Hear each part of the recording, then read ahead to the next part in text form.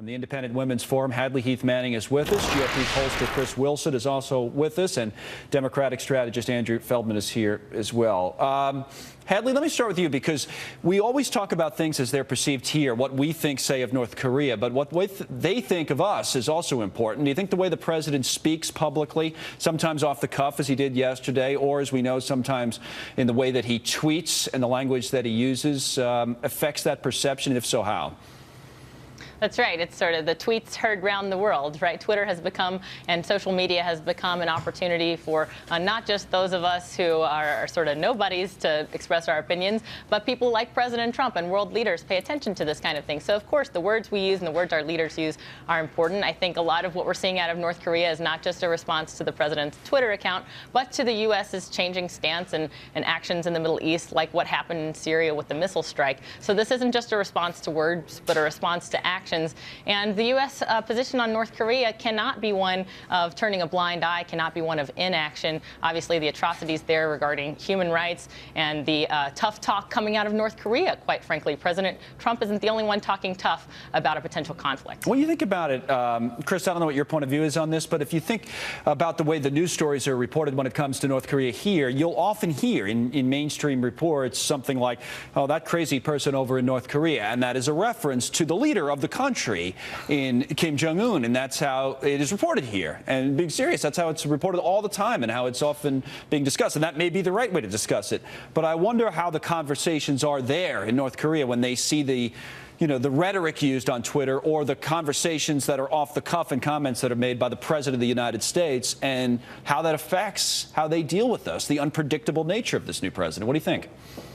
Well, I think Andrew's point a little bit ago was probably exactly right in terms of how this is being dealt with in North Korea. Is Kim Jong-un came to power in 2012, and so in his entire reign, he's had nothing but the Obama policy of strategic patience, which is really just a synonym for doing nothing, to deal with. And during that time, they have, let's be blunt, they have prepared for war with the United States. They are perilously close to shrinking a nuclear weapon and putting it inside an ICBM that they can launch and land here in the United States. And there are reports coming out of the Pentagon that say that could happen as soon as 2018. So we are in a situation now where time has run out. We may be as little as a few months away from them having the capabilities of attacking us. And look, they already have attacked us. You look at the hacking, the cyber warfare attacks that have taken place. This is a situation where I believe the approach that the president is taking is probably the right one. We cannot stand back and do nothing at this point. And let's face it, this regime cares about nothing but staying in power. North Korea is nothing but a prison camp for its citizens. They don't care about diplomacy. They don't care about economic sanctions.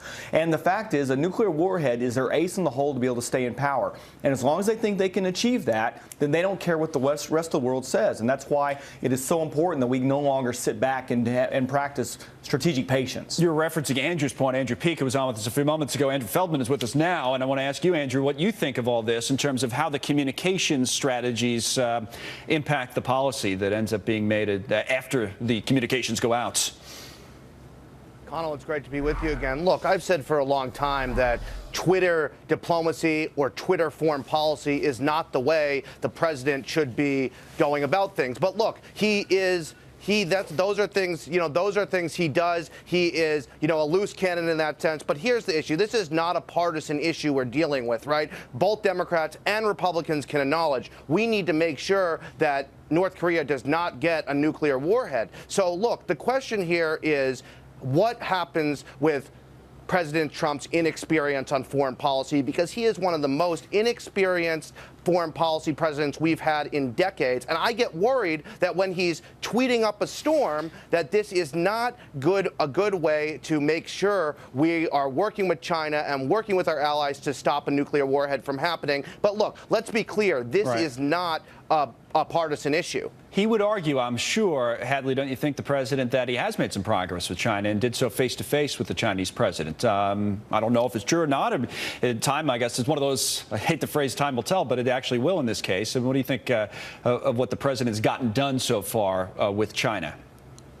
Well, that's right. And some analysts would suggest that we're not going to find a solution to what's going on in North Korea without help from China. And obviously the situation there with our allies in the Asia region is complicated. But when it comes to China's recent decision to stop importing coal from North Korea, I think undeniably that's a sign of progress. That's a reason for cautious optimism. 56% of the American people in a recent CBS poll suggest they've got some misgivings about President Trump's ability to handle North Korea. 39% of Americans confident in his ability.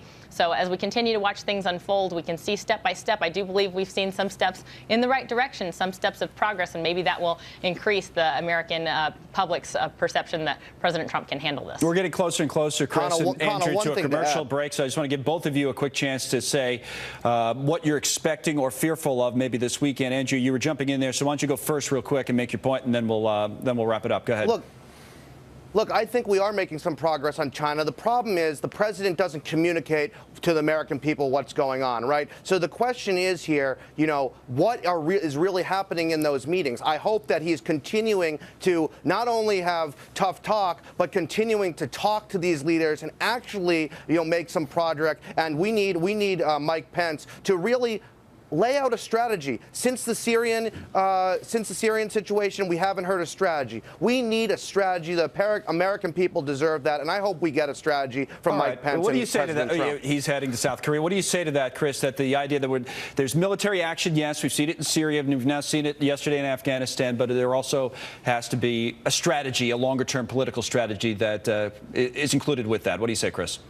Well, I think Donald Trump has made it very clear from the very beginning, whether you agree with it or not, that he's not going to telegraph what his strategy is. He was very critical of the Obama administration for saying what they were going to do, and then it would fail because the enemy knew what was happening.